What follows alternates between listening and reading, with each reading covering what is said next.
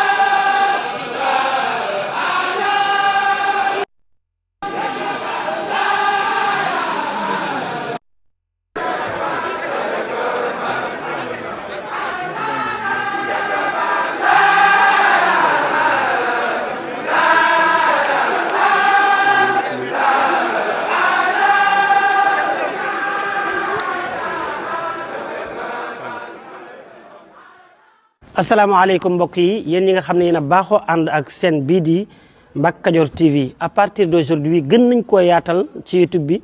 képp koo xam ne bëgg nañoo topp bu abonné ci chaîne bi rek di Mbacke Kadior TV luñ dugaliti dana ko am en exclusivité jërë ngeen jëf.